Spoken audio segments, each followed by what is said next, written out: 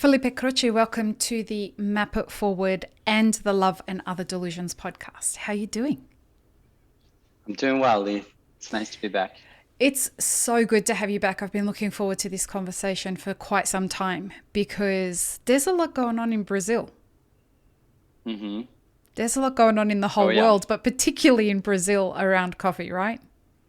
Yeah, it's been a hectic month, I can say that. From what I understand, you guys have had a hectic quite a few months with the drought, with the frost, with COVID, with Bolsonaro.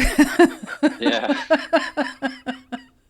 So, why don't you tell people, remind people of who you are, what you do, the farms, etc., and then we can kind of get into all the challenges that you guys have been faced with over the last few months. hmm Well, it's thank you for the invite. It's an My honor to pleasure. be here, and your podcast has been a source of great information as Thank always. you. But I've enjoyed seeing the people that have been on. So it's an honor to be here. And I'm a farmer exporter um, from Pfaff Coffees. We're a family-run company. We produce coffees. Our farm is in the state of São Paulo, southeast of Brazil, um, in the Mogiana region, and we work with smallholder farms, family farms, in four regions of the country. Right. Now, the southeastern region of Brazil was kind of the target of where all the news was around in the last month, right? Yeah. And we're specifically talking about the frost that was down there. And just to hmm set the stage for everything, the audience for this podcast is not just only the coffee industry, because Right. we've decided to listen to our own advice at Map It Forward and air these conversations on the Love and Other Delusions podcast so we can start informing the general public of the challenges that are experienced by the coffee supply chain, so that they can start to get an understanding for why they're going to start to see coffee in the cup and in their bags of roasted coffee increase. And they can start to participate in a more intentional way in their consumer behavior around coffee. So hmm I just wanted to kind of put that out there for anyone that's going to be listening to this, that this is just yet another conversation that gives you insight into the challenges that producers are experiencing, as well as the rest of the supply chain around coffee, especially in 2021. Yeah. So what happened? Fantastic. What happened for you guys over the last few months? Mm. Well, I think like the rest of the world, it hasn't been easy. And what happens is that in times of crisis, developing countries tend to get hit harder, right? So um, people divest from high risk countries, and Latin America is considered a middle risk country. Um, and that's why you see the US dollar gaining in value, um, and currencies like the Brazilian real lose in value. Um, and we've had our fair share of issues with politics, and it's been Very it's been a diplomatically put, stress. my friend. Without going too much, I'm very tired of that topic, but Yeah, aren't we all? we've had, yeah, it's been let's say we've had probably one of the worst leaders throughout this pandemic, creating just more chaos intentionally, and we've had one of the highest death rate in the world. Stressful, psychologically tough year for everyone, I think. As a farmer, I think we're very privileged to be, on our land and in nature, and relatively isolated, I guess.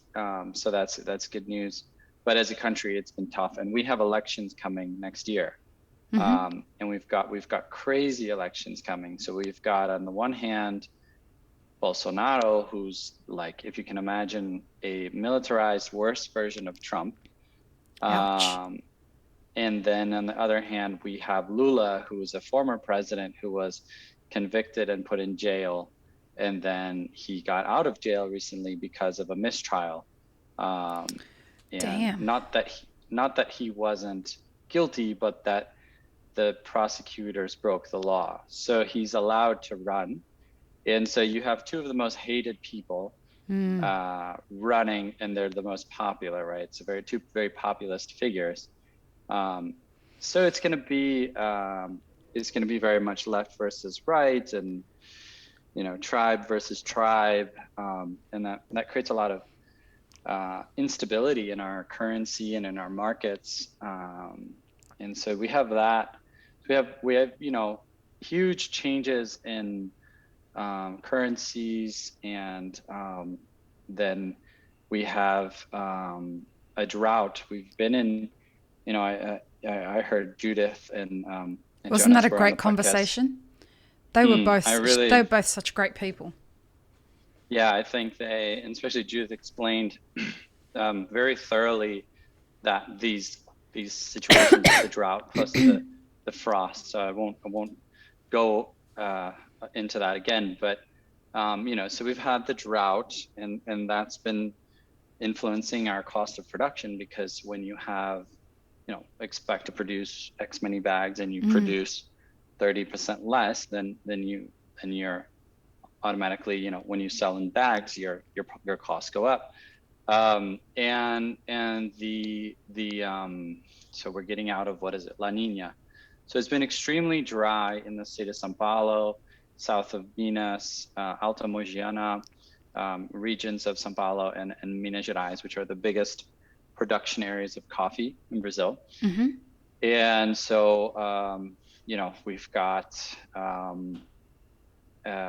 very low levels of humidity in the soil, and that causes for extreme volatile changes in temperature from night and day. So the humidity keeps the temperature more stable. If you've got humidity in the soil that heats up during the day, that keeps the plants warmer at night. If you have very low humidity, then you get this peak of 30 plus Celsius during the day, and then you get this negative 5 degrees or whatever. So you have this very large stresses on the plant. And then we had these cold fronts that came from the Antarctica, right, the South Pole, and so they hit very concentrated regions, especially regions that have been very dry. So there are farmers that were already suffering from drought, and then they got hit again from the frost. So that's like you've been covering that for the past month. We've been handling just a lot of stress from predictions, and companies sending us like a lot of these storm predictions coming, and it's kind of like you get for 15 days these predictions, and then one day it looks worse, and then another day it looks like it's not going to be so bad, and it just drives you nuts, and then the big day comes. So yeah, and I think that it's been a very takes a lot to get me fussed, and I've been, what's the word? Yeah, I've been a little bit I've known you past month. I've known you for a few years now, and I've never said, like, you're such an even-keeled person. And then when we were talking on Instagram and you were telling me, like, this is going to be challenging, and I'm like, oh wow, okay, this is legit. A couple of people had been saying things to me at that point, and then when you said to me, all right, we're definitely working around the clock to make this okay, and I'm like, okay, so there is reason for concern. Because in the beginning it was like, you hear a lot of things, but like Judith was saying when she came on the podcast, she was hearing so many things about how the drought was affecting producers, and it was mixed messages. She had to go on the ground to see it for herself. And it's when I talk to people like you, that's when I know whether I need to be worried or not worried. And you're worried. And I was like, oh, fuck. Okay. All right. So when you and Jonas were telling me this is no joke. I'm like, okay, we've got to get on this, and we've got to start amplifying the voice of producers and agronomists, so that the coffee bros that are out there that are like, this is just a ploy by producers to increase the price of coffee. I'm like, you have no idea what's going on. Have some conversations with people on the ground. Yeah, I think we're coming out of like, what is it, 1.5 years of just so much stress that everyone is just so ready to be Yeah. past it. And then you're the bearer of another bad news, and people are just like, come on, I just want to pretend like this isn't Right. happening. So yeah, I think, it's not necessarily a long-term problem. This could be good for coffee, what's happening. This could be very good for coffee. Tell us more But about why you think it could be good for coffee. So, we've been talking for years now that coffee, especially coffee and coffee, has a price crisis, right? And we have a lot of issues. We have a lot of problems. We have a price crisis, and coffee's been sitting at, $1.20, and we have On a a price good day. crisis. On a good day, it was Right, at $1.20. right. It was sitting at 90 cents a year ago. Yeah. And then $1.20 a pound, US dollars a pound, right? For people who Mm. don't know, is what coffee is traded on the C market. Um, and Brazilian coffee, mind you, is usually almost always traded on a differential below the C market. C market is usually washed milds. Wow. So I didn't know that. yeah, usually Colombian and prices like that. So each country has a differential. East Africans are traded above, fairly high above, and Brazil's and Vietnam's are traded below. So then we have this. First of all, we have to remind ourselves we're having massive inflation going on, right? Another thing the And coffee that's bros are saying that isn't real. yeah, It's and insane. that's like it's hard to and it comes in waves, and we're a little bit slow to react. But it's like when you see it when you go to the supermarket, and then all of a sudden the price of rice has gone up 50%, and then you see it when you go to the gas station, and then all of a sudden cost, and then you see it people who are trying to buy a house, it's like or you're trying to build something, it's more than double the price. So everything's gone up. I mean, it's in the newspapers everywhere, and it's pretty obvious it's not temporary anymore. I mean, all the countries in the world have been printing money. So, everything's going up, and that means your producers' lives are getting more expensive, and their inputs are getting more expensive, and everything they're buying, their tractors, everything that we're buying, all of our inputs are going up, and it's hard to calculate so far how much it's going up, because it depends on the different situations and regions. But so first of all, and the dollar is inflating, so maybe it won't stay the same US dollar per pound. But then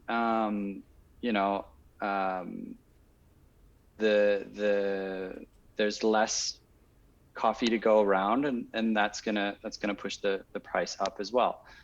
So when we go up, what have we gone up? 70 cents, 80 cents, a dollar.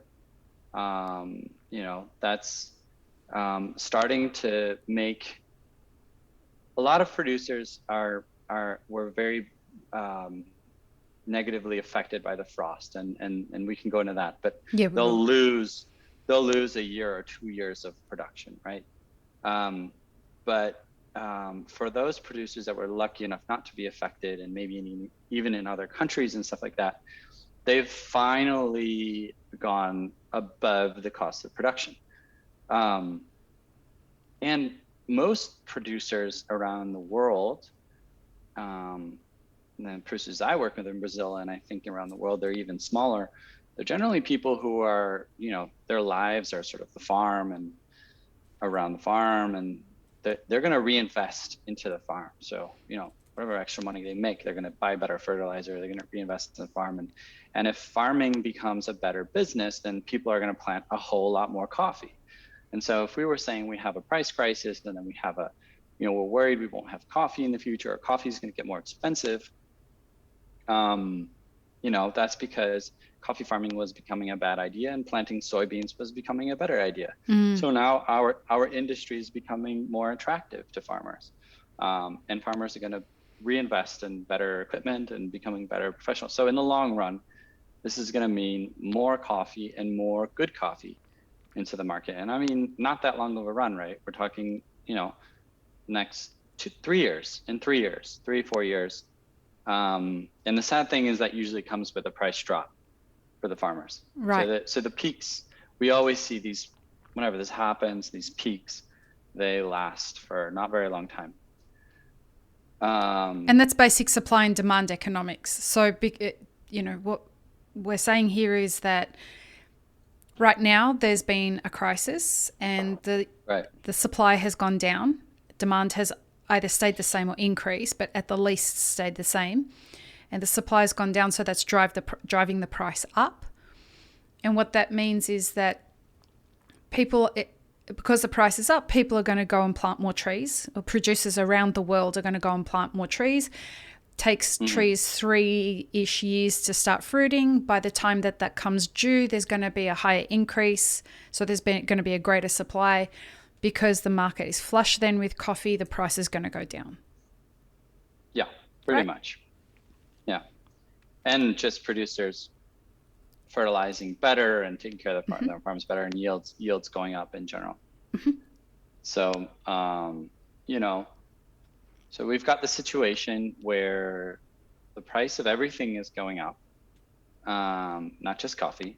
People are expecting it. And the whole coffee industry is in crisis. I mean, it's on Financial Times, it's on Bloomberg, it's on BBC, it's in the newspaper in Brazil, I'm sure it's in the newspaper in Australia. Yep. People have heard the news, I mean, it's not fun to tell people that you're raising your prices. I've been doing that for a month. It's so hard. It's not a fun conversation, because sometimes people, they don't want to believe it, or they think that you're trying to make more on top of them, or you're exaggerating. It's not a fun conversation, but your customers, they've already heard the news, right?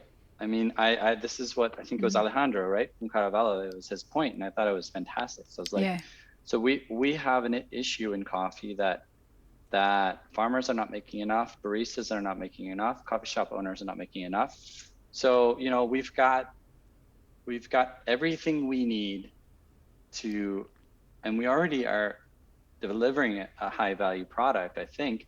So we've got everything we need to, to add financial value to what we've been doing, and create a more, what is it called? Sustainable supply value chain, right? Yep.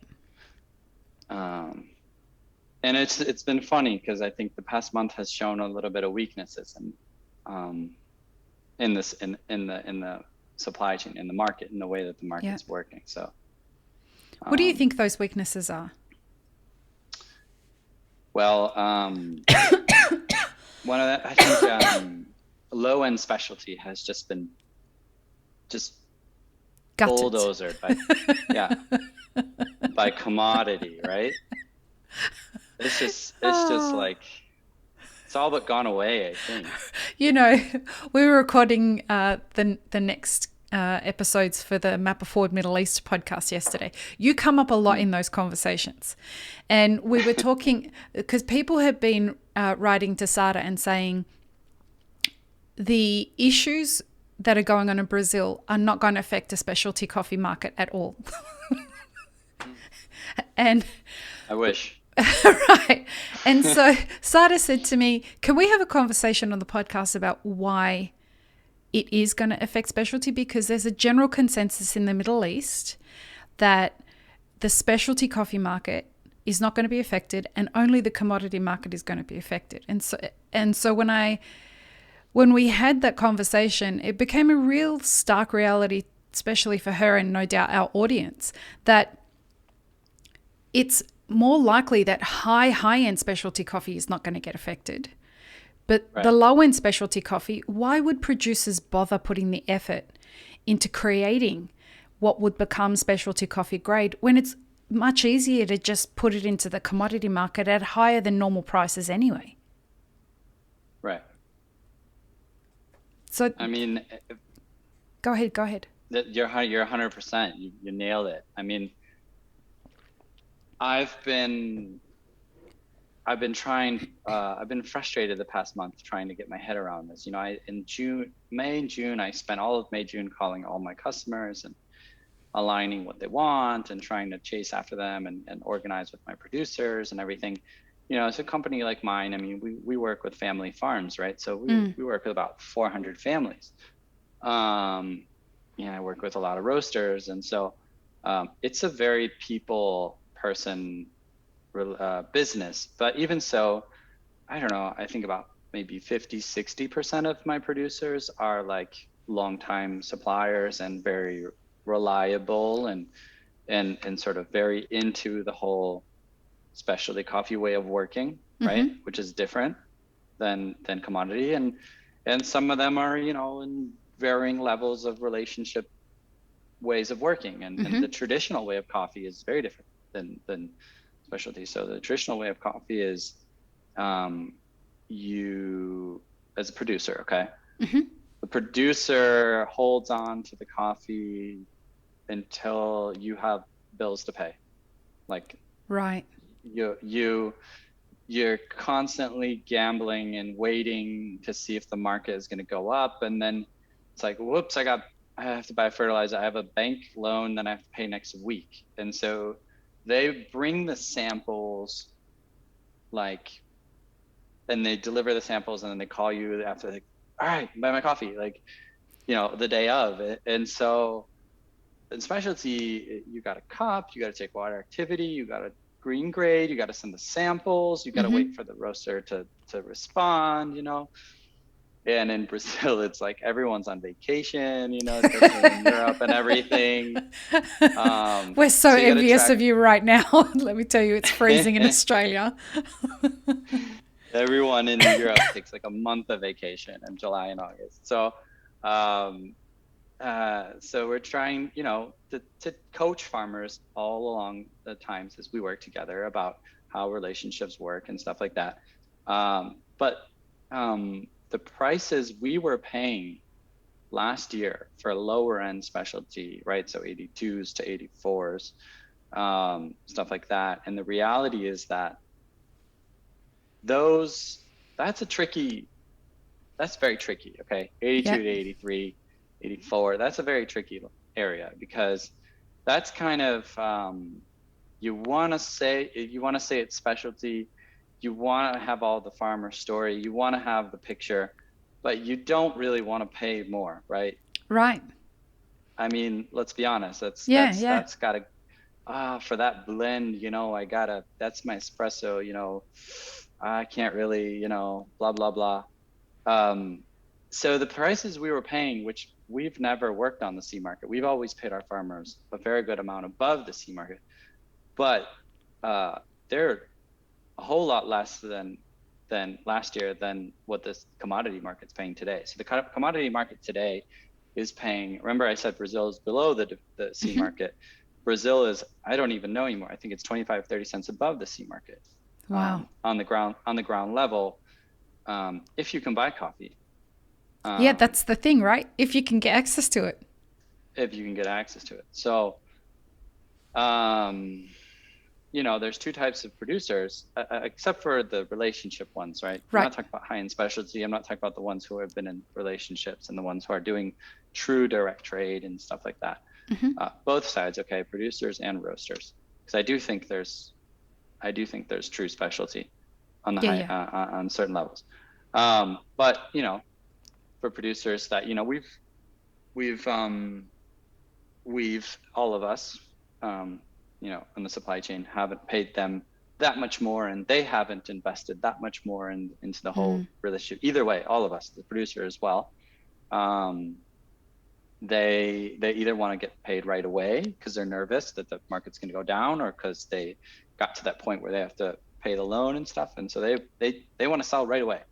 And if I'm offering them, 100 reais above, if I'm offering them, I don't know, a little more than the C market, but at the C market, they're going to pay them the day of. They're not going to complain that the humidity moisture level is a little bit high, or they're not going to complain that there's any problems with the cups, and they're going to sell, right?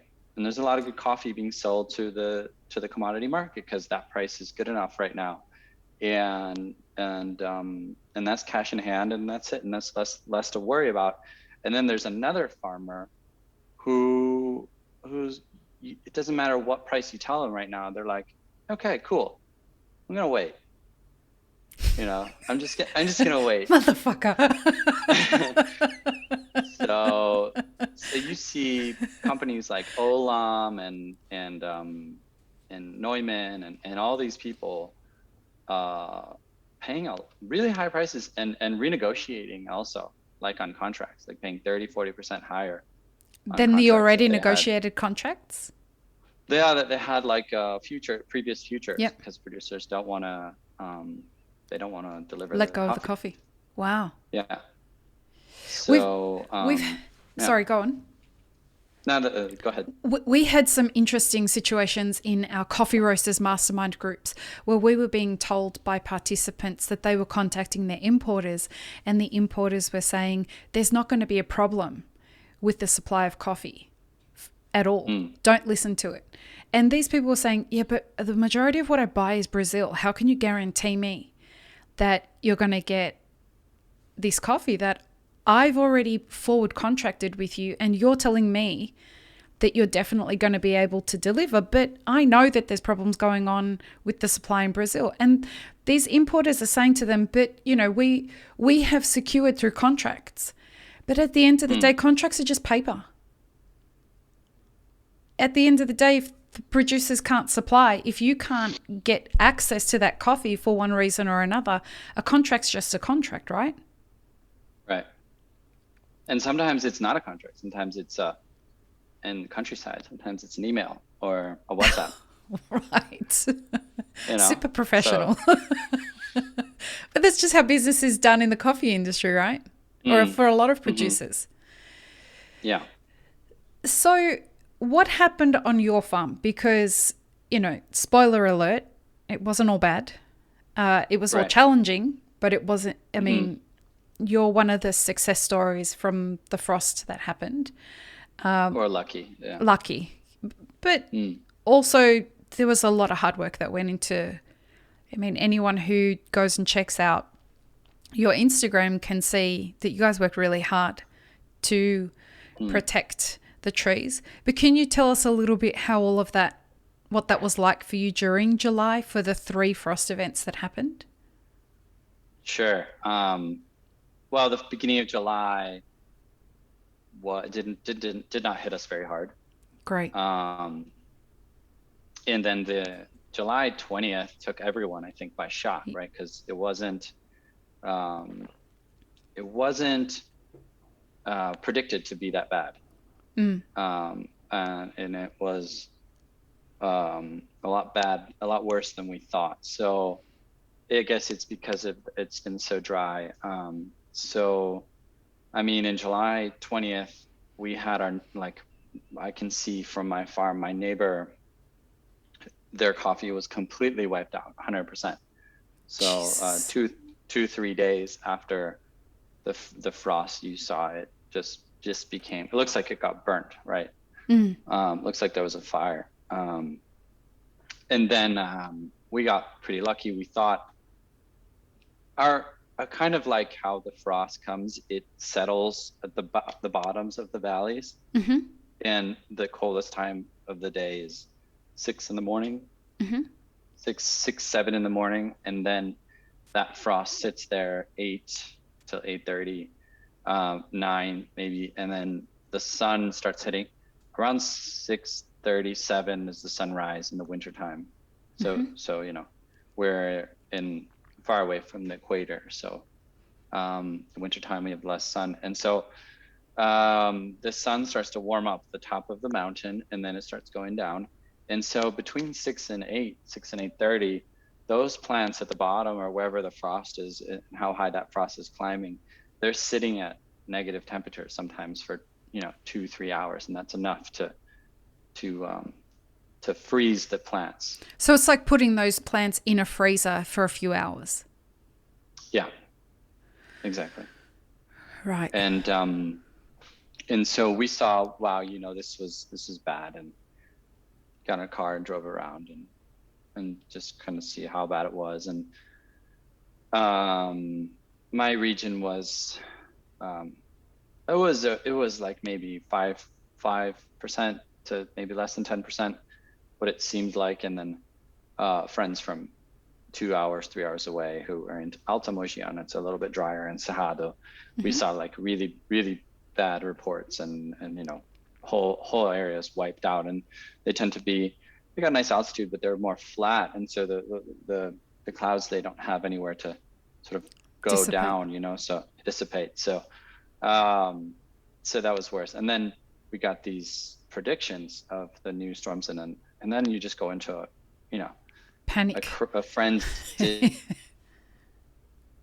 panic, because you get this climate scientists video. And so it was reported that 29, 30, and 31, we would have 3 days of below zero temperatures in all of the country, all of the coffee producing regions, or almost all the coffee producing regions of Brazil. And then we would have a fourth cold front. Wow. In August. At the time, they were saying that was going to be like the worst of all, and it was going to. So it was just supposed to get progressively worse and worse and worse. Right. And that was after the second one. So what happened was the third one, we had rain just before it. We had a fair amount in different areas, right? In some areas we had some rain. So Paraná, which is usually where the frost hit, just the southern part, they got 50 millimeters of rain, which is a lot of rain. And so probably that's what saved a lot of their coffee field. And then our area rained like 10 to 20 millimeters, depending. And we only had one night of cold. So on my farm, I was up, and it got to -1.5, I think, that I looked in, but for like 40 minutes or like an hour. And we sprayed, we're organic, so we sprayed sulfite, potassium, and sugar on the foliar, on the leaves. If you're not organic, you can use chloride potassium. Tell me what that does. So it's a foliar mix, and you spray it on leaves, and it basically coats the leaves and allows them to withstand like a couple or a few degrees C colder. Oh, wow. Without freezing for a few hours.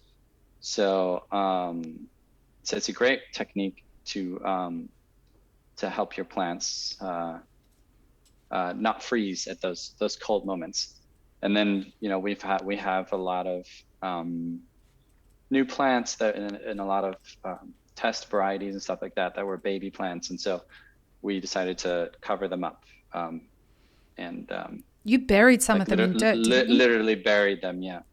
So we buried them, and so we've got 7-8 years of experiments, and so I didn't want to risk losing that. So the plants that are on their second, third generation. So we buried them, and then we unburied them.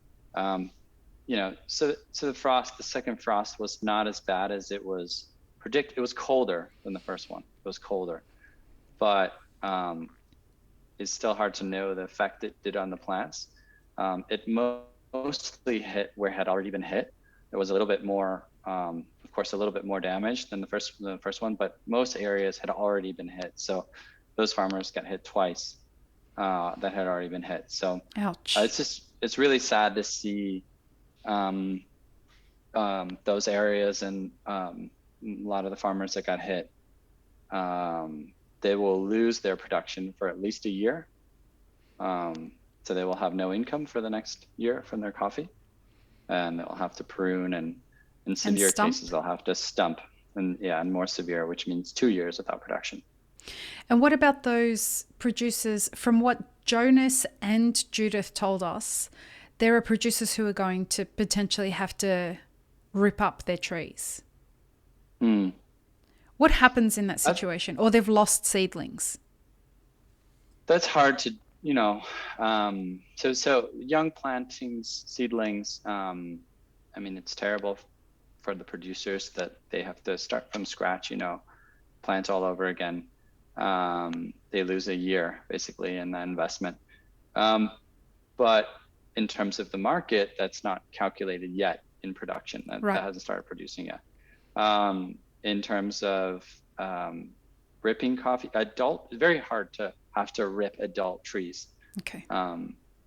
The root system would have to be, the frost would have to be a little bit more intense than what happens. So most of what we see is what we call skeletoning, which is a pruning like vertical of the branches. And so that would grow new tissue. So we're in 2021, 2022, you'd have no production. And then 2023, you'd see production from those trees. And in more severe cases, stumping. So you cut at the bottom. And so that those trees would produce again in 2024, right? Yeah, 2024. So it's still 3 years away. Yeah. So, I mean, again, it's anyone who tells you they know what's going to happen in coffee is probably mistaken. They go into the coffee bro category. But probably we'll see. We'll probably see. I mean, the reports that are out there from the experts say between 5 to 10 million bags less next year. So next year we were supposed to have a super crop. This year was a low crop. We're supposed to have a super crop next year, about, 65 million bags. So we can say probably, somewhere at 55, somewhere around that. Mm-hmm. One of the photos that Jonas had posted on his Instagram was of one of his producers' farms. Just to remind everyone, Jonas is an agronomist in coffee, and he looks after about 10 farms. Excuse me. And one of his producers had been hit so hard that the trees had been showing necrosis. So the root systems had been affected, and the tree had been, like the whole plant had been affected, and they're going to have to pull it up. And wow. And that producer had been hit all 3 times by the frost. And I mean, that's the heartbreaking side of it. Yeah, that's tough. That's especially, I think, that's where the second, third wave hits that we can't really see it. It keeps hitting the plants that had already been hit. And luckily, thank God, the fourth wave never came. Oh, thank God. So I think that's what drove the market, especially into total, frenzy, was that all those 4 waves and just getting in worse and worse intensity. When it comes to that side of things, excuse me, the market has a number of actors in it. So we've not just got the people in coffee playing on the C market like it's a gambling situation. We've also got speculators that just think this is a great place to, spend my money and see if I can make some quick money by buying and selling contracts, even though they're not participants in the coffee cash market at all. Right. And so you get these reactions happening and people thinking, oh, well, look, the frost is happening, and so it's going to drive the price up. I'm going to buy while it's still a little bit low, and I'm going to see if I can make some money. But all of this is going to calm down a little bit now that we're getting out of these predicted frost incidences. And we're going to be left with the eventualities of these frost events as they start showing themselves over the next few years. Mm-hmm. Am I understanding that correct? Yeah, definitely. Probably speculators are probably short-term. I don't have too much information about that, side of things, but I think that they tend to invest short-term investments. Right. And so how, as a producer, do you look at the next few years when you get over the tiz of what's happening in the short term, where speculators and people who are hedging against their crops go and and play in these very concentrated times. But then the aftermath, you have to deal with the real ramifications of how supply and demand economics play a role in the commodity market. How do you approach like figuring out how you're going to react to that as a producer? I don't think most producers think about that. Oh, And wow. the sad thing is, I mean, there's parts of the country that are more organized producers, but producers tend to be a little bit more short term minded. Not many have insurance against frost and things like that. So, I think that the price goes up and producers get excited and plant more coffee, and they make their plans based on the prices right now. And, so I think the good part especially has been in creating this fluid supply chain where we all have continuity, right? Where the producer is focusing on producing the best coffee, and they sleep a little bit more comfortable knowing that they're going to sell to this or this roaster, and we know that the coffee's going there, and the roaster knows that they're going to have the coffee next year, and we can both focus on what we love to do good, which is good coffee, we do well.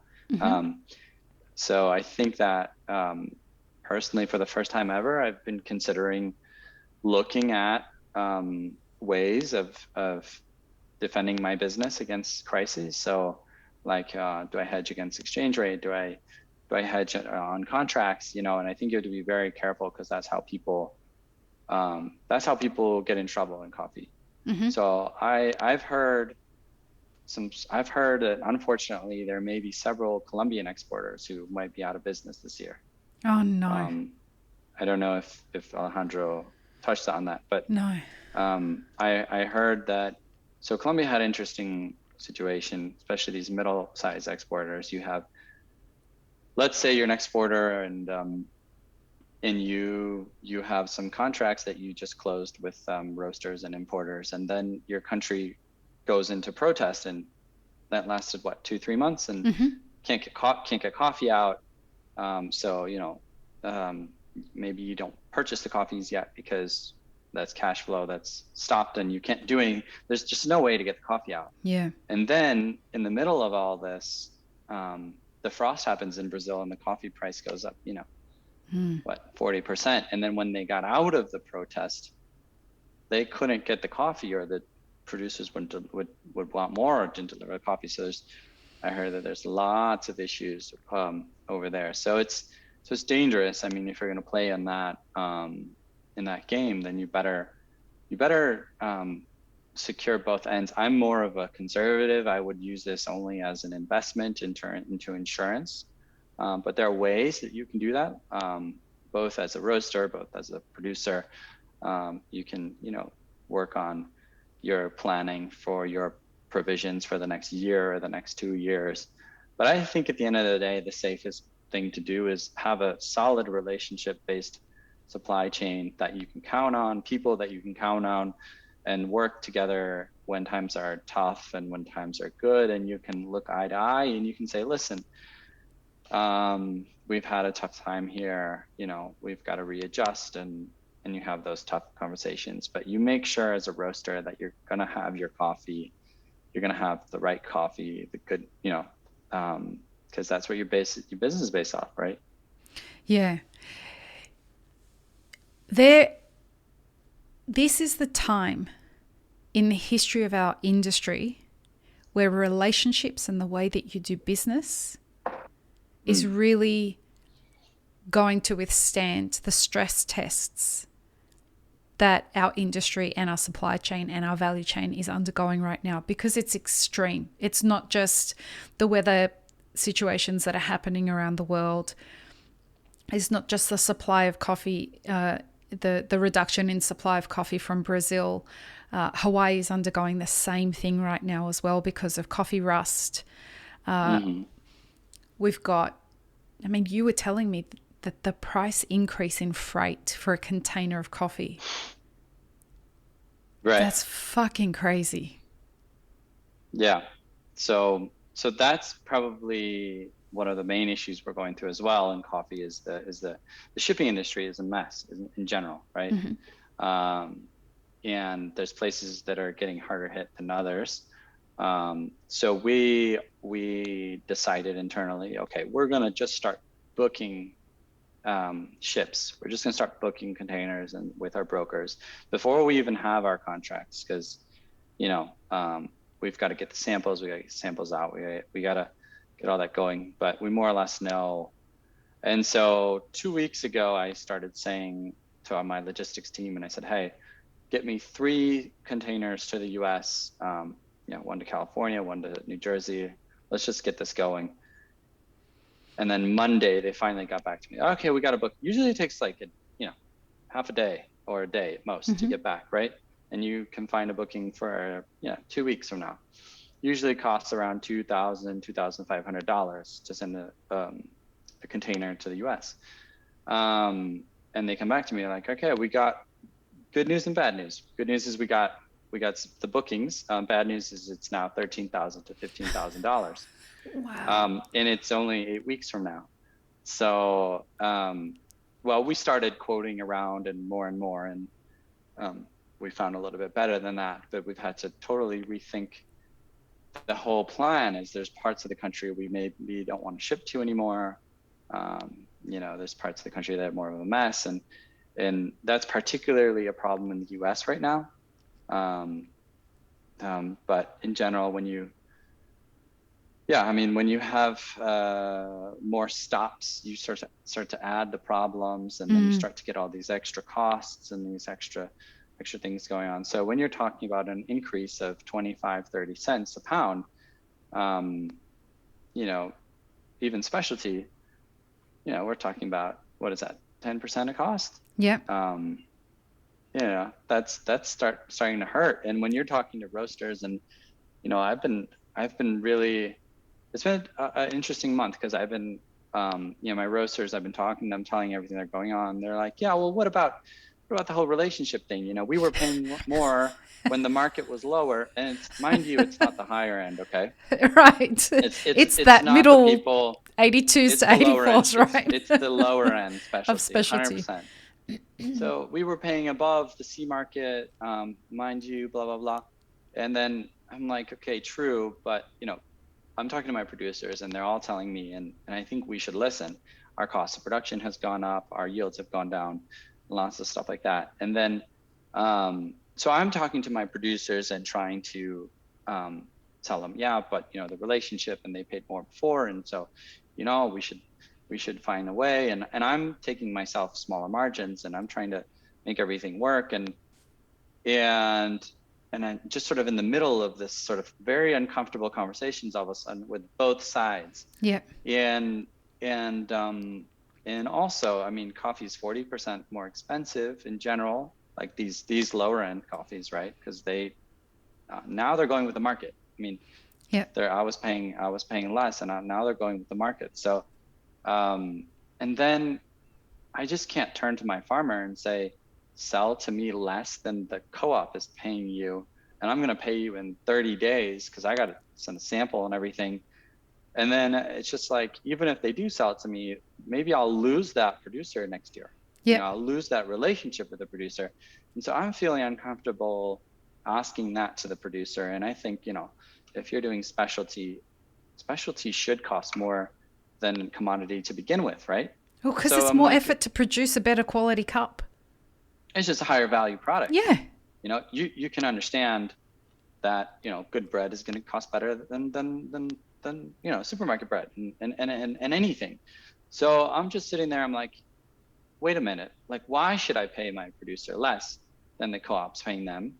And then you're just sort of sitting there, and then just after an exhausting month, I managed to export a lot of coffee, or trying to get it out still, and can secure good coffee to roasters who acted quick, and they'll have the coffee that they wanted. They have it quick. I wouldn't even be able to secure those prices anymore now than we did a month ago or before that. So the roasters who acted quick, I think, did a good job. And now it's just like, the feeling is just like, okay, you know what? it's just a new reality we're living in. Yeah. It's just that the let's just face it, we're living a new reality. And it's not, again, it's not coffee, it's everything. Everything's more expensive. And that's the part that bothers me, is if you were to say to roasters, we have to put up our prices because it now costs $15,000 to get a container rather than $2,500, they'd be like, okay, I understand to that. 100%.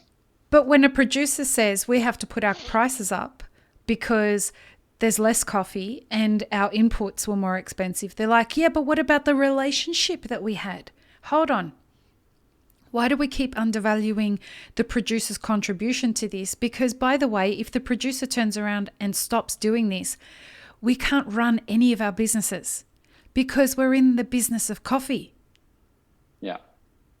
It just seems there's this disconnect between valuing what we should be valuing and attributing the legitimacy to increasing prices based on where the value actually is. Why are we so willing to accept that a shipping company puts the prices up and we're like, all right, I understand why you have to put our prices up. But why when the producer says that we're not okay with it? Why do you think that is? It's a good question. I don't know. I mean, the most obvious answer is leverage, right? You don't feel you can, what are you going to say to MSC, to Hamburg Süd? Right. Your shipping is too expensive. Okay. Bye. You know, they don't care.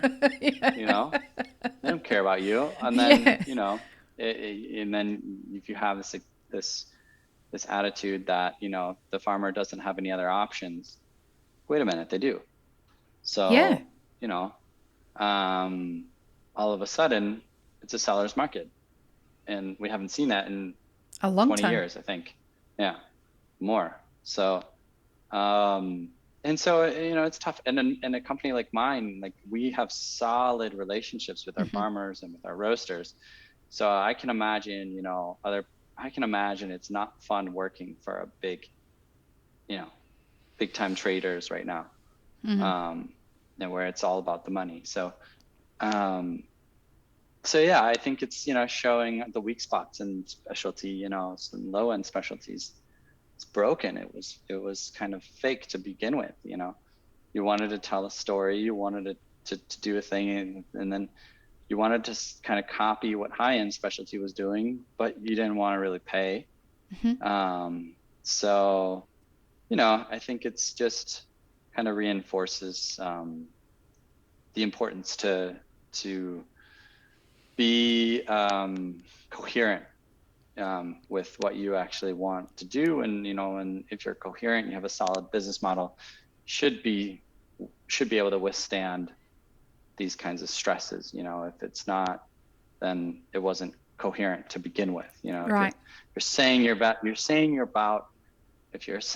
about a value added product, and all of a sudden commodity takes you over and you're not able to increase that, well, then you're not a value added product to begin with. You didn't have that power, right? I definitely agree with that. I think so. I think you should. So that's what I'm saying. Is like, it sucks to face people and tell them that the price is going up. I'm sure. I've been doing it for a month. It sucks to do that in your coffee shop when your local friends come in, and you know, people from your neighborhood come in. But you know, if not now, when? Right. Really, like if not now, under all the stresses that we've got, as we were saying, you know, there's the issues that are going on with supply. There's the geopolitical issues that have those flow-on effects with regards to logistics and being able to get coffee out. There's the freight issues that we have. There's container shortages. There's massive labor shortages on all across the supply chain in coffee. Plus, you've got inflation of other inputs for the ancillary products that we sell in our cafes and for roasting companies, packaging increases, all of these things. Plus, you've got a labor force that's deciding, I don't think I'm very valued in my job in a cafe or in a roastery, so I'm going to probably go use my degree. I don't want to go back to coffee. That's happening everywhere now. You've got all these compounding effects that are really inviting business owners to show their hand. Were they pretending to be specialty? And were they just buying 82 priced coffee? Just for people who aren't in the coffee industry listening to this, a score of 80 and above is technically, when we score coffee, technically grades it as specialty grade coffee, versus anything that's below 80 is considered commodity coffee technically. So when people are buying coffee that's at 81, 82, 83, it's just scraping in a specialty, and therefore they can claim to be a specialty coffee brand. And so the compounding factors of what's happening right now, particularly in the consuming market, is causing small business owners to really have to show their hand about whether they really are invested in the specialty coffee supply chain, or whether they're using that as an opportunity to have a facade that they are specialty coffee. Because specialty coffee isn't just a score in the number that we assign after a cupping. Specialty is meant to be about so much more than that. It's meant to be about relationships. It's meant to be about the way that we participate across the entire value chain. It's the way we offer hospitality. It's the way that we welcome people into our stores. It's about the way we brew coffee and the quality of the water that we use and the knowledge behind baristas and roasters and the connections we have to producers, and that we understand how it all operates. That's what specialty is meant to be about. I mean, and the definition is so grey of what specialty actually is these days. But in general, that's the ideology behind specialty, rather than it being just a score. Exactly. I think what you're describing is the added value to the customer, right? The added value of the quality of the product, of the experience, of the intellectual challenge to them, and then of what the supply chain means, and increasingly people are more aware of that. And so the also what it means to be part of this supply chain. So engaging them in that, and what kind of agriculture is this? Is this more agriculture that's for lack of a better word, regenerative, or is it just sort of more of the same? So I think that the people that are already doing that, they don't have to be afraid to add value, because they're drawing their customers to that. I mean, I think people that are most afraid are people that you're just sort of a convenience. They just come in and out. So I think it takes more work to do that, obviously, to put together these content and this imagery and connect with people and put yourself out there and create the beautiful words that are going to move people. And then you got to show the facts, right? So you got the hard side and the soft side of all this. You gotta move people and tell them. And then you gotta, okay, like, well, you're telling me this, but is it real? So then you gotta do all the hard work to go out there and find the numbers and find ways to prove it. And so I think it's a challenge that we have to keep going. And I think it just sort of reinforces how important that is. It reinforces how the my roasters that do that, zero stress. They're like, hey, they send me an email. I want 50 bags of this guy, 60 bags of this guy, and this guy. And so I already separated the lots. I already had them all separated. We sent them. They were happy. So listen, I'm increasing, a little bit cents here or there. They were already paying a price that I didn't really have to increase in most cases. And that was that, just sort of continuing what we were doing, because for everyone there was value, and that was in what we were all doing there. So, I think it just reinforces that, high end, like, middle high end specialty. I would say that there's a lot of people working really hard and creating something solid there. And I think that the supermarket coffee getting expensive is only going to make, what is that, flight to quality? That's only going to make people, well, coffee's expensive anyway, I was going to buy something better. Yeah, and consumer behavior is changing. Consumer decision making is changing. So the businesses, and what we're observing here in Australia anyway, is that the roasters and the cafes that have put the work in over the years to educate people about what's going on, those dividends are paying now in the times of stress.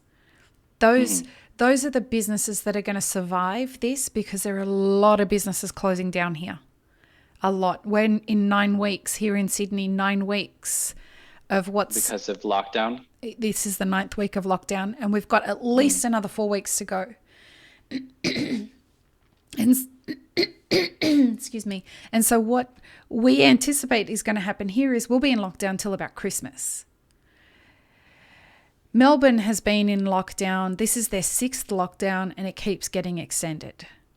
So what you're finding is that businesses that haven't put the effort into communicating why their coffee is going up and why it's usually above price compared to most of your other local cafes, they've already done the work to help people understand why coffee should be more expensive than what you're paying. We did some analysis recently. A $3.50 latte, a cafe is net profiting 15 cents. Now, if they do a 10 coffee loyalty card, the net of that is more than $1 loss per card.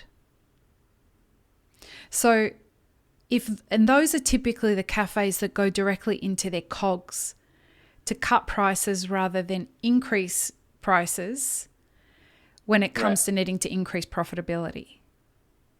And this is where it becomes a problem. There's nothing left to cut. When you go into your cogs to increase profitability and say, well, I'll just find cheaper coffee. Well, why are we again going to devalue the producer's work rather than putting the work in over the years to say to our customers, we value the inputs that go into creating your cup of coffee, and we're going to pay a fair price for them, and we hope that you respect our transparency around that. And this is how much a cup of coffee needs to cost. Do you think that those cafes charging $3.50, do you think that they aren't able to raise? This is from our side. We don't know these things from our side, but do you think how difficult it is to raise from $3.50 to $3.70, for example? Right. Is that a huge jump? It's a huge jump. Well, let me. It's so nuanced. It's not a huge jump if you have a great relationship with your customers where you keep them informed of your buying practices. What is your selling philosophy? What is your buying philosophy? So the businesses who have that kind of relationship with the end consumer, the consumer is on the same journey with them. Elliot Renecki is a wonderful example of that. He is really transparent. Elliot from Steady State in California. He has a relationship with his customers whereby he tells them when he's going on an origin trip. He talks to them about the producers. They are on the journey with him about why he buys certain coffees and why he buys the milk that he buys, and everything around the business. The customer comes on the journey with him. He sells your coffee as well. So you introduced me to Elliot. Yes, and, that was it's such a we got along very perfect well. relationship between you two. It's like if you two lived in the same city, you would absolutely be best mates. That's probably. I saw that immediately. But he just puts his Go ahead.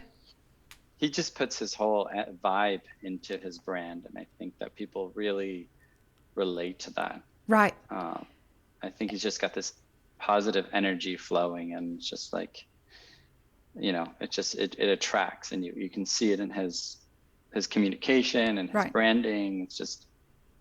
Yep. And the thing is that their team has put the effort into understanding it all, and they go on this journey of being very clear about, listen, these are the coffees we want to offer you, because we believe in what these producers are doing. The coffee tastes amazing. And in order for us to keep doing this, we have to make sure we look after them so that we can look after you. Now, That's a selling philosophy and a buying philosophy that they've built a business around because their consumers are on the same track. On the other end of the spectrum, you've got people who are just selling coffee. They're just selling cups of coffee. And the people are connected to probably the relationship that they have with the barista. But the business hasn't put the effort into educating the barista into what their buying and selling philosophy is. They probably don't even know what their own buying and selling philosophy is because they've left that up to the roaster. They don't know where the coffee comes from, nor do they care. What they care about is, this is the price range that I have to pay for my roasted coffee. If it goes outside of that, I'm going to go look for another roaster.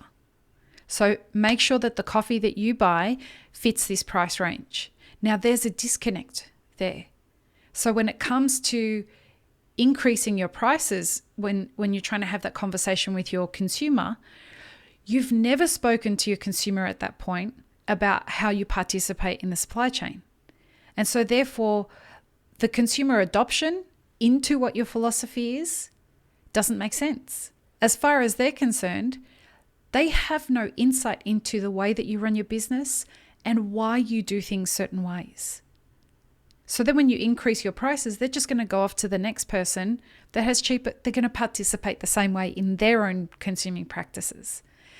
And so what you'll have now is, those are the businesses that won't be able to survive long term, even short term after this, because they can't increase their prices and their cogs are completely eroded. For clarity, a cafe runs on an average of 3% net profit pre the pandemic. Wow. In Australia. Across the world, most cafes, the accepted net profit margin, contrary to what people think, the accepted net profit margin is 3% net profit. Restaurants operate at a very similar. I don't know if you saw Rene Redzepi recently did from Noma. Yeah. He did an Instagram, ask me anything. And somebody said to him, what's your profit margins at Noma? And he said, for the last 13 years, we've been operating at 3% net profit. Wow. So, well, high-end cuisine is hard. Very expensive. Yeah. But people would anticipate that because the revenues are high, similar with cafes, really high revenues, you should be making a packet, right? But the most expensive thing in your coffee is not the coffee. The most expensive thing that your cup of coffee pays for is labor and rent. Right. So for the last 4 years, I've been investigating and exploring through this podcast, who's making all the money in coffee?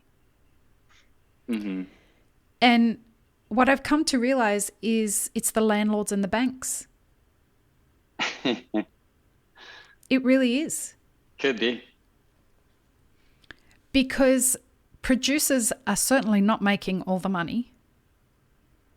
Roasters are not making all the money, although they're making more money than both the other extremes. And cafes are certainly not making the money. And when we started to dig into it, producer loans are at very high interest rates. And rent is the highest tax that a business has to pay, including its wages, plus its wages.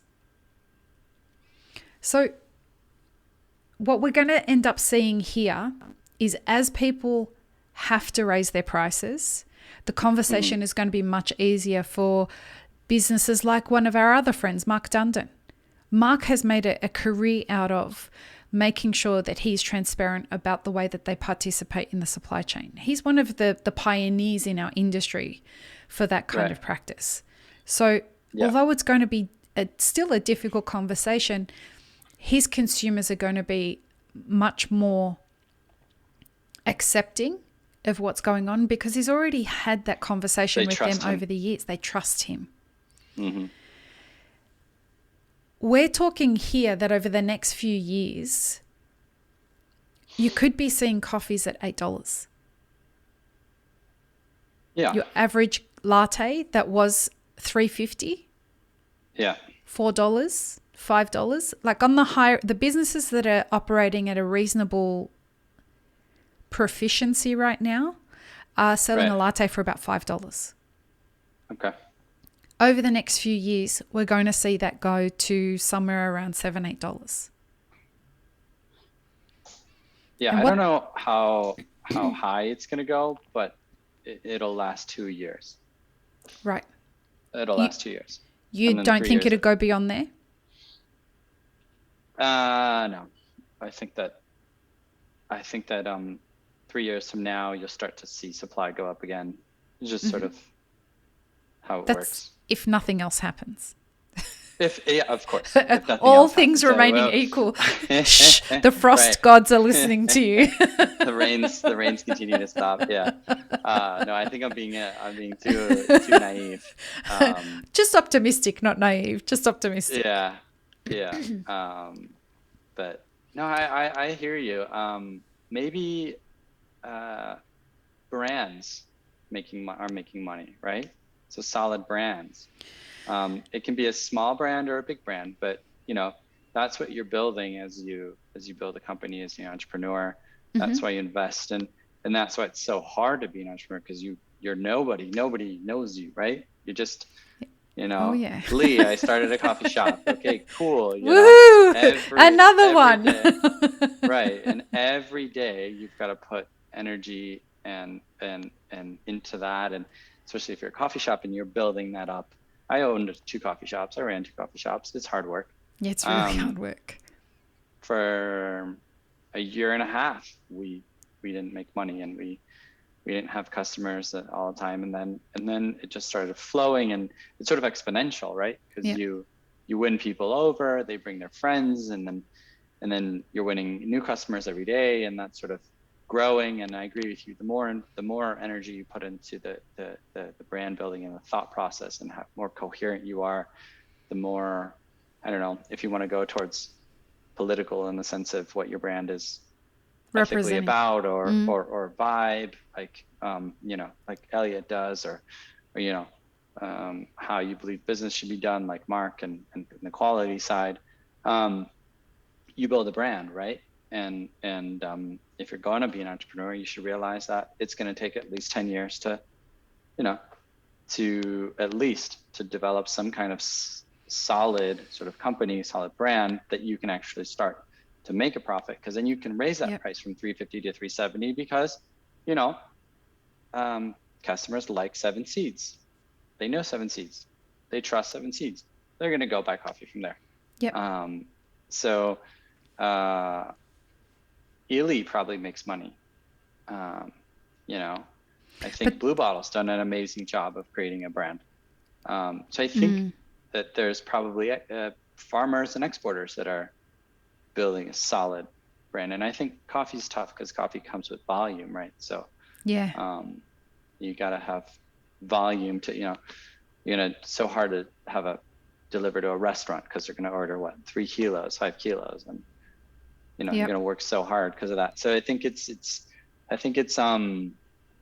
necessary, absolutely necessary, unless you're just going to be about the price. Yep. And then I'm sorry to say, but there's probably people that are going to do it better than you. Yep. Unless you're, probably a finance person, you got a lot of backing. But I think that you should probably go the other way. You should probably go deep inside, and I feel for people that are in lockdown, and what is it, 6th lockdown or whatever, and that's tough. So I don't even know. I mean, we've been in that, and hopefully we won't be in that again here. But I hope not. I really don't know what to do in that situation. But in the long term, I think that those people who look inside and decide what they want to be about, I think that people will relate to that, and then you've got to put the work into communicating that. Yeah, and to amplify what you just said, consumer behavior is reacting much better to the entrepreneurs who have put in the work to make that happen. Mm-hmm. People are understanding that climate change is real. Yeah. Our cities are burning. Our agricultural areas are burning through wildfires and through droughts and through things like that. And when you've trusted your customers enough to believe that they care enough where they're spending their money to communicate that to them, when you can say to them, look, Brazil has just undergone 3 frost events off the back of a debilitating drought, that's a story they can relate to. That's something that when you can communicate that to an end user, which is we've been encouraging everybody in our mastermind groups, as well as on the podcast, as well as my consulting clients, tell them what's going on. Tell your customers what's going on. Because this is now becoming something that they can understand. Because cities all over the world are being affected by, smoke that are coming from fires burning in regional areas. I mean, Los Angeles is almost burnt to a crisp 4 years in a row from their wildfire seasons. It was horrible living in San Diego and having to bear the brunt of all the smoke that was coming from, constantly under the threat of having to be evacuated because of wildfires. Yeah. And this is Australia last year. Oh yeah. We're gearing up. For the past 3 days, we couldn't, before the storms happened, but the 3 days before that, couldn't go out on the balcony because of the back burning that they're doing to prepare for the upcoming expected really, really hot summer that we're going to have here in Australia in a couple of months. Oh, so preventative. The preventative back burning, and that's because they're anticipating that we're going to have a really difficult summer again. Mm-hmm. So I think these are the conversations that consumers want to hear from businesses, because this helps them make decisions about where to spend their money. Right. Being in lockdown is giving people a wonderful amount of time to think and be pensive and be very deliberate about where they're spending the money. And from my observations around the world, there's 2 things that are driving consumer behavior in coffee. It's the relationship that you've built with your customers, number 1, but unfortunately even more so, it's packaging. If you've got cool packaging, that sells coffee now. More so than anything. And so what we're starting to see is that, you look at these different markets that are popping up, like the Middle East, they've gone straight to incredible packaging, really high-end coffee, because they can put a story behind the coffee that they're buying and it looks fantastic. A consumer looks at that and says, that's an easy decision. This is a really easy decision. It looks beautiful, it tastes great, and I'm told it's the best in the world. Or I'm told it's supposed to be very fancy. And so therefore, that's an easy decision for a consumer. But on the lower side of the lower price end of things, which is still quite pricey, if you can talk to a consumer about why they should engage with you and why not only is my coffee looking good, but I'm going to be here in 5-10 years. My competitors, a lot of them may not be here because we have an oversaturated market of cafes and roasters. And so stick with me because I'm participating and I've got really great relationships in the market. Yeah. Yeah, I think packaging and all that stuff is great. But it's superficial, and it's, like how deeply do you align with certain packaging? How deep inside you is that to your core, who you are? And so the attachment there is, ooh, that's cool and shiny, and and that sort of, maybe that changes with time, because what's cool now, something new comes along, and then I think that's cool now. So I think that's very important to be invest in marketing, because that accelerates sort of the people getting to know your brand, but investing in sort of something a little more solid, right? Your essence of who you are, or who your business are and what you're doing. And I think that that if you can align closer to your customers, they will be more loyal, and they will stick with you longer, and they will work harder to support you. So if they can align as an entrepreneur, as a person out there, and they connect with you as a person, or what you're trying to do, and that takes a little bit more work, and that takes a little bit more really knowing what you're doing, and then more consistency of telling the same story year in and year out. And I think coffee has a lot of amazing stories to explore. I think there's a lot from the sensory to everything around the cup, right? And I think that we're uniquely positioned in I guess now from the farming side, in a agriculture that begs for biodiversity, right? You've got things that you don't want any kind of corn or soy. You don't want anything near your corn or soy, but coffee begs for biodiversity. So we can create a business model that it's more shade grown, it's got cover crops, and then this brings bees, and this brings all kinds of stuff. So as people are sitting there and locked down and watching those David Attenborough Netflix and starting to get depressed about the future, and the world's going to end in 30 years if we're lucky. Yeah.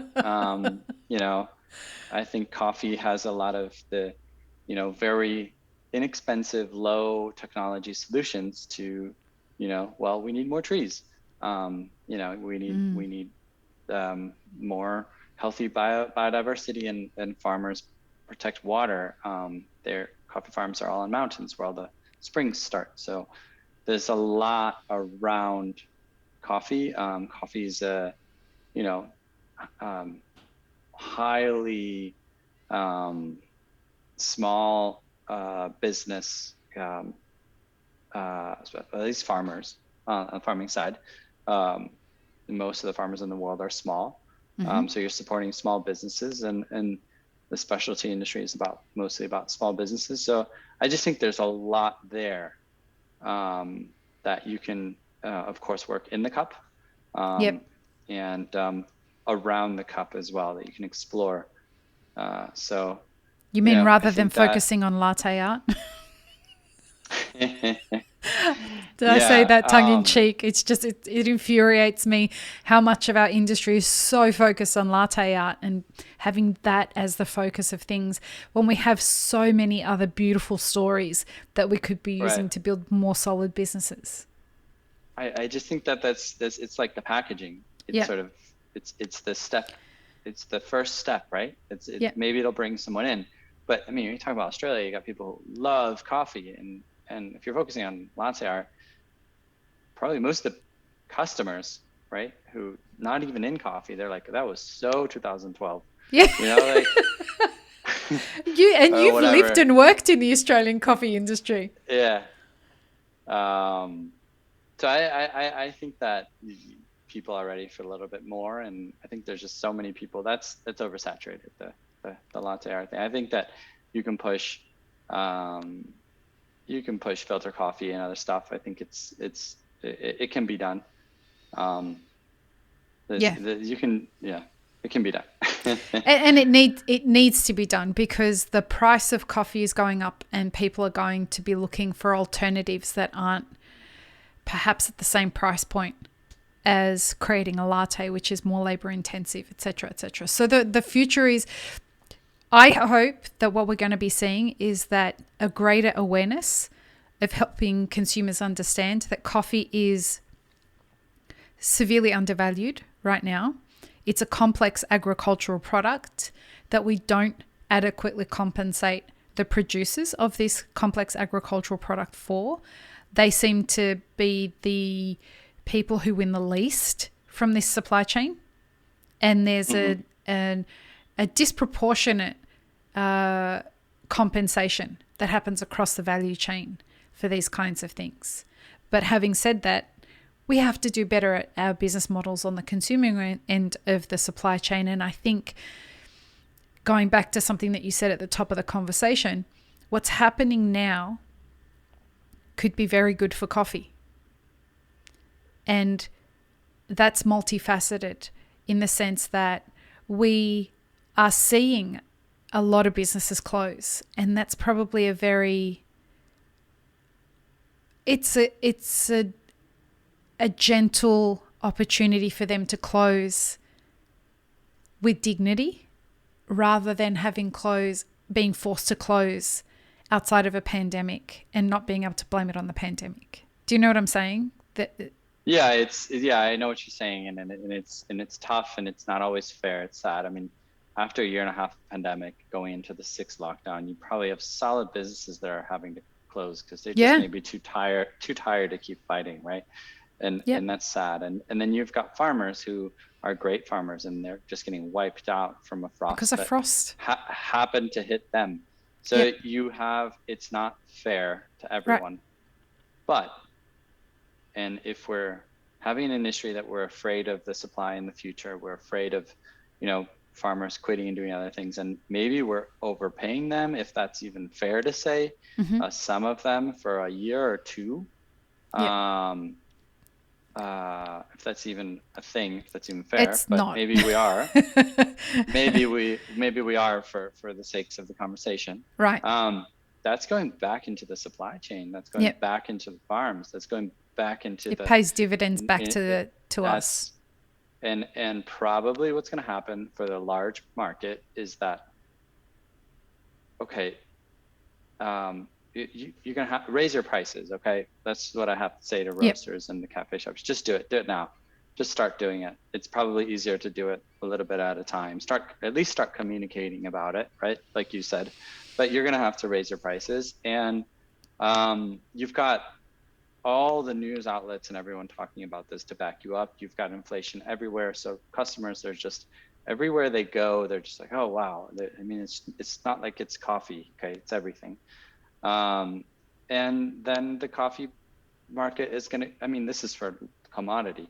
It's going to go down in 3 years. And then it's not like the roasters are going to drop the prices. No. This, as much as the Fed wants to say all this inflation is transitory, everybody who's raising prices is not going to lower them later. It's just not going to happen. This inflation that's here, that's happening, it's permanent. Yeah. And for people who are, listening to this from the Love and Other Delusions that are thinking, why are you don't you understand that you're telling people to increase their prices? That's going to hit us. Well, what we're saying is people have to increase their prices to survive. This is not a money grab. This is a sense of, we are saying to people, increase your prices in the cup of coffee and for a bag of roasted coffee, because we want you to be able to keep frequenting your favorite coffee spots. If they don't do this and they're unaware of what's coming, they're going to end up going out of business. And we want to prevent that as much as we can. That's why we're having these conversations on both these podcasts, so that you understand why these prices are going up, and so that small business owners understand that if they want a chance at surviving, everything that's happening right now, and we're not even taking into account the things that are still coming. We have to recover from what's happened here in Sydney. We don't know how we get out of the Delta variant that's spreading here. We never thought we'd get above 200 cases here. We hit over 900 yesterday.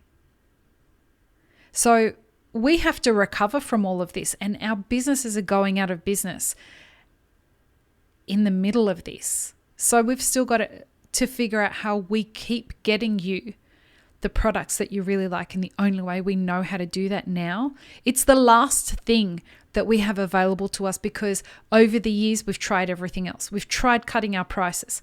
Historically, that's what we do. We just keep cutting our prices with regards to the money that we pay for the ingredients that we buy, whether it be milk, whether it be coffee, whether it be all of that stuff. There's no fat left to cut. Our only opportunity now is to increase our prices, because we don't have any other option. And so please don't get angry at us if you see the prices going up. We don't have any other choice. Because if we don't start paying a fair price for our coffee, producers are going to go out of business off the back of very challenging times with regards to climate crisis and things like that. Yeah. And it's scary as a business owner to raise your prices. And obviously no one's raising their prices. Like no one's going to be like, raising like crazy. You're always going to, you have to continue adding a value to your customers that they enjoy. And I think your customers are going to understand. They're going to support you. Some won't, but they probably didn't care about you too much. Right. So, it's very scary. It's very scary. But gets to a point where it's like we were saying before, it's a new reality. Yep. Everything's gone up. It's a new reality. And I think that, it's time for us to create a sustainable, business, yep. as a whole business. So, I think those people that have been doing high-end specialty, they've been, well, maybe not all of them have been successful, but they've been working very hard and they've been creating that connection with the clients. So, we'll see how it goes, but it's going to be interesting next year or so. I think that there's there will be times where there will be shortage in coffee the next year, probably. Mm-hmm. Just from also the difficulties in supply chain. But I think that hopefully it will normalize in the long run. And coffee's been too cheap for too long. Yep. I think Australian cafes in general, especially, they are an amazing experience for the consumer. I mean, you've got beautiful places with really nice cups and really nice silverware and really nice design and beautiful, decorated plants and good looking people and music and this great supply of all these kinds of produce and there's food. And I just think it's a fantastic experience that I think that people won't just give that away. It's part of your culture. It's definitely part of the culture. And I think what will probably happen as coffee does go up to being something like $7 for a standard latte, people won't stop drinking coffee. They'll, instead of buying 3 coffees a day, they'll buy 1. And maybe that will be okay. Coffee will become something you consume more in the house.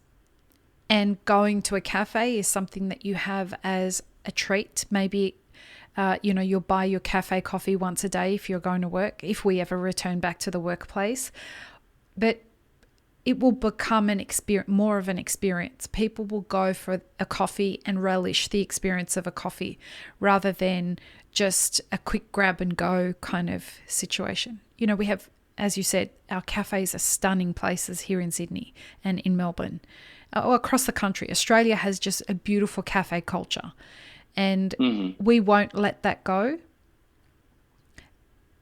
The pandemic is going to determine how comfortable people are going and sitting in cafes anymore.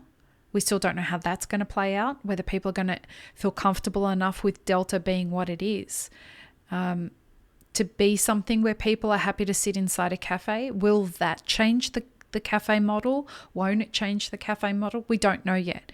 But there's definitely, with legislation in places like New York, and we're expecting that to happen here in Australia, where people are saying, well, governments are mandating that unless you're fully vaccinated, you are not allowed to sit inside a restaurant or a cafe. And so that could change the way that the industry approaches building cafes. So you can sit outside, but you can't sit inside unless you're fully vaccinated. We have very high vaccine hesitancy in this country. Oh, really? Really high vaccine hesitancy. And so how does that work now? Given that we are a really kind of developed coffee culture country. It's really ingrained in what we do. I don't know how the Australian public is going to feel about mandates that say you can't go sit in a cafe and have a coffee if you're not fully vaccinated, given we have such high vaccine hesitancy. All of that's going to play a role in how business evolves as well.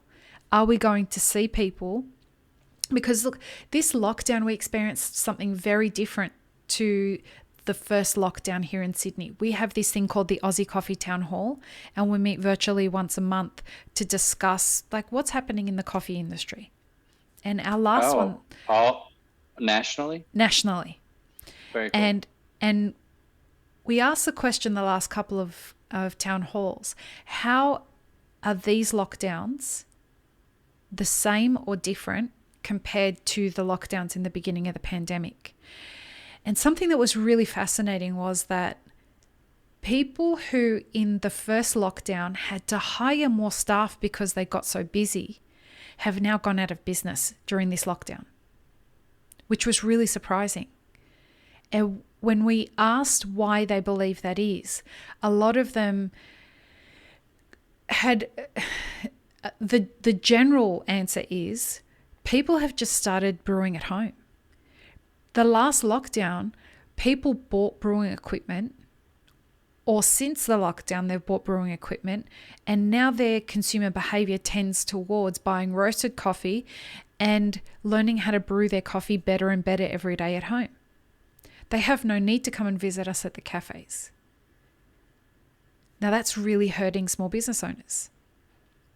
So people who thought this lockdown they were going to be ramped up and home delivery was going to be a thing, etc., gone out of business, which was something that we didn't expect. So if consumer behavior is tending towards brewing coffee at home, as we see people, well, the lockdowns extend, but also as we see people saying to their employees, we've figured out a business model where you can work from home. We get to save money on real estate. We're going to continue the work from home model beyond the pandemic. How does that affect? I mean, you saw it when you were living in Australia, no doubt. This hustle and bustle in the morning coffee rush and the afternoon coffee rush that happens here in Australia. The queues are huge to get coffees. And so that's gone. That doesn't exist anymore. CBD cafes in Sydney, broken. That's it. Ghost town. Wow. They were going from selling 250 kilos a week of coffee to less than 1 kilo. And most of that 1 kilo is going to dialing in. It's not even worth opening. Those cafes are not returning because the CBD area isn't going to be as populated as it used to be because businesses realize they can save on real estate and have their staff work from home. So there's a complete rejigging of the landscape of what the coffee industry is going to be. And consumer behavior is shifting, and consumer decision making is shifting based on the things that affect their lives, what generation they are. You know, you see Gen Z being far more interested in consuming based on a business's relationship and buying philosophies around the climate and carbon footprint. Why? Because they're going to have to live with the consequences of that for far longer than Gen X. And so a coffee company that's talking about the way that they participate in lowering their carbon footprint, if they're appealing to Gen Z are going to be more willing to purchase from them based on that communication.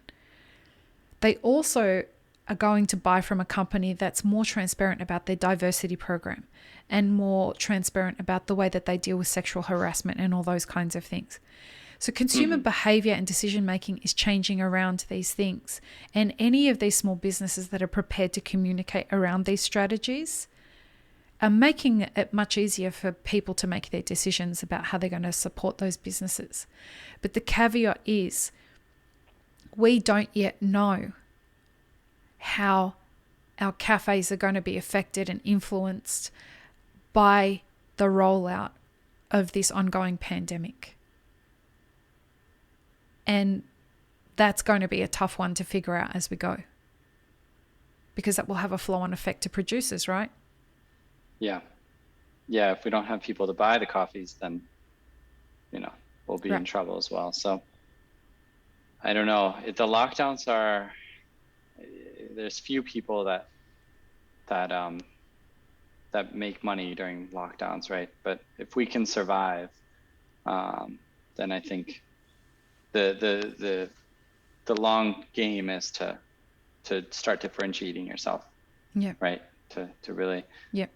You've wiped out convenience. Yeah. Except for the few delivery services or whatever that take 30%.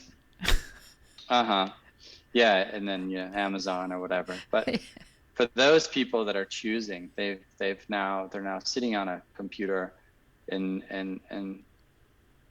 they don't have to be limited to the corner store. Mm-hmm. So now you're actually not limited to the customers that are in walking distance. You can reach people the other side of town who think, hey, that's a great initiative that they have going. So I guess lockdowns create this weird phase in life and business that you get to be loud and people listen.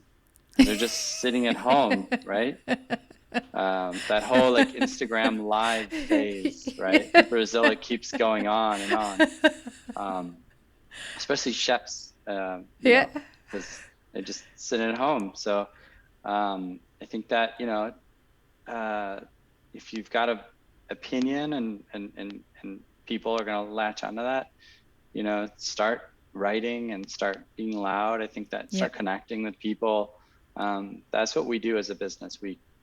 Coffee is about, again, it's maybe 50% what's in the cup and the rest is what's around it. So we forget that we're in the service industry. We're connecting with people. So now just have to rewire ourselves to connect with people. There is screen until we're finally able to see each other. But this is an opportunity to connect with people that are farther away from you as well. So I think that, for us on the ground at Origin, it's about trying to be the best partner we can be with our roasters and with our cafes, and sending better pictures, better material, better quality data. We've invested a lot this year in partnerships with Veritas, doing verifications, doing all this kind of sustainability report stuff. So I think I've done Instagram lives with coffee shops and with customers and stuff like that. So I think that it's some people, it's a different kind of skill set that they're not used to or not comfortable with. But we've got to survive these lockdowns, and then we can finally be back to what we know how to do. So we're in the middle of a storm. The perfect coffee storm, as I like to call it. Felipe, this has absolutely been one of those conversations that has lived up to what I hoped it would be. It's always such a pleasure having you on this podcast. Pleasure is mine. It's always good talking to you. Where can people find out more about FAF? Because I know you've taken all your stuff off. There's no posts on Instagram. So is the website the best place to go? We're in the process of relaunching and rebranding. Okay. But fafbrazil.com. Links will be in the show notes. Yeah. For everyone. And so that's the place right now. And for people listening from the Map It Forward podcast, if they're interested in connecting with you to buy coffee, head to the website, or you guys can connect with us and we will connect you with Felipe. Thank you again, my friend. This was an absolute pleasure. The pleasure is mine. Nice talking to you. And we'll talk soon. Take care. Peace, love, and peanut butter, everybody. Have an amazing rest of your day.